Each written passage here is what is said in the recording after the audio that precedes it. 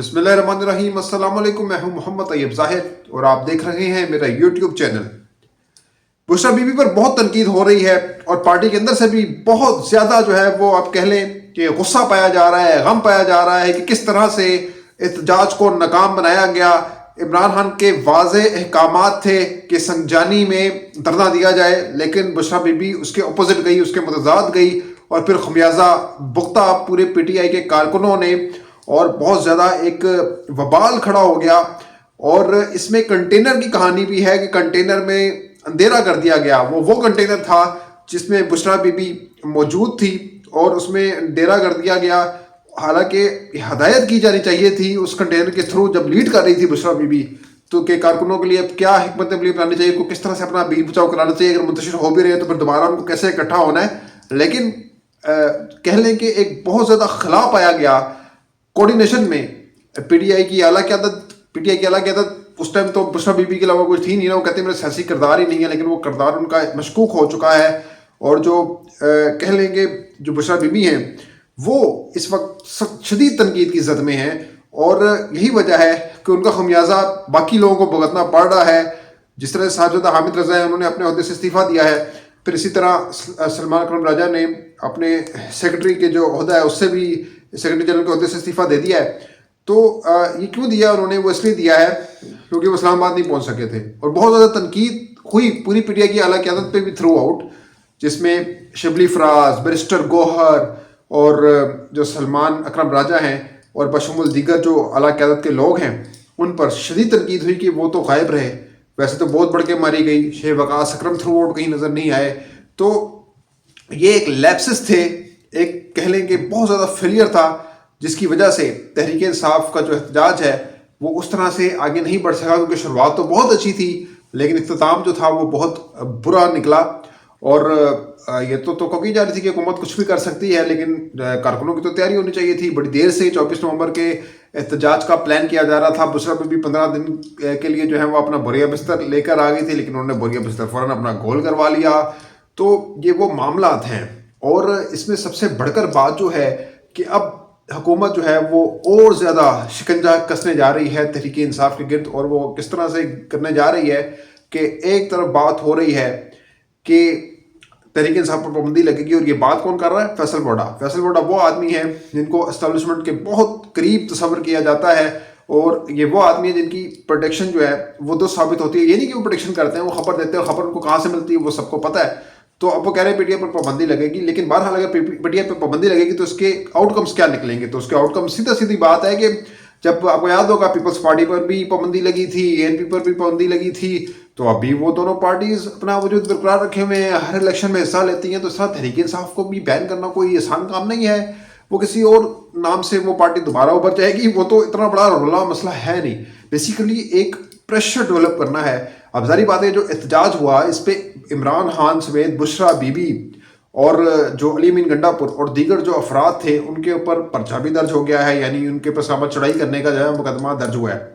और दूसरी जानिब अब क्या पहले पीपल्स पार्टी कहती थी कि खैबर पख्तूनख्वा के अंदर जो है वो गवर्नर राज लगाया जाए, और अब जो नून लीग है वो भी इसको इंडोर्स करती हुई नजर आ रही है। और जो अभी गुज़श्ता दिनों वफाकी काबीना का इजलास हुआ था उसके अंदर बहुत अहम फैसले किए गए थे और उसके अंदर ये भी बात ज़ेर गौर आई थी कि पीटीआई पर पाबंदी लगाई जाए। लेकिन आपको याद होगा कि अता तड़ड़ जो है वो बड़ा सा मुंह लेकर प्रेस कॉन्फ्रेंस करने आए थे और उन्होंने कहा था कि पीटीआई पर पाबंदी लगने जा रही है, लेकिन वो सारा मामला उड़न छू हो गया। शुरली छोड़ी गई थी लेकिन वो शुरली चढ़ी नहीं। शायद वो उस टाइम कुछ मोमेंटम चेक करना चाह रहे होंगे कि अगर पाबंदी लगती है तो उसके आउटकम क्या निकलेंगे। और अब एक बार फिर से ये शोशा छोड़ा जा रहा है, जिसका मैं आपको पहले बता चुका हूँ कि कोई खातर ख्वाह नतीजा, कोई पीटीआई को बहुत ज़्यादा डैमेज नहीं किया जा सकेगा, इससे रोका नहीं जा सकेगा। जो डैमेज करने की कोशिश की गई हर तरह से, चारों तरफ से जो पीटीआई को डैमेज करने की कोशिश की गई, उसके बावजूद वो जमात सर्वाइवल रखे हुए। और 2024 के इलेक्शन में जो हुआ उसमें सब ने ये देख लिया कि तहरीक इंसाफ कितनी उभर कर सामने आई और वो लार्जेस्ट पार्टी थी मेजोरिटी में। गो के रातों रात के अलावा दिन दिहाड़ी भी उसके मैंडेट को चोरी किया गया। तो बहरहाल तहरीक इंसाफ को जो है वो दबाना इतना आसान नहीं होगा। और बहरहाल ये पाबंदी लगाने के बाद नून लीग की जाने से भी हो रही है, अगर दीगर पार्टीज मिल जाती हैं तो फिर तहरीक इंसाफ पर पाबंदी लग सकती है। बहरहाल अब दूसरी जानिब गवर्नर राज की जो मैंने आपको बात की, वो गवर्नर राज भी लगेगा। गवर्नर राज अगर लग जाता है तो क्या होगा? गवर्नर राज अगर लगता है तो ज़ाहिर बात है गवर्नर के पास अख्तियारात आ जाएंगे, और वो गवर्नर कौन है इस टाइम? वैसे सुप्रीम कोर्ट नहीं है, पीपल्स पार्टी से उनका ताल्लुक है।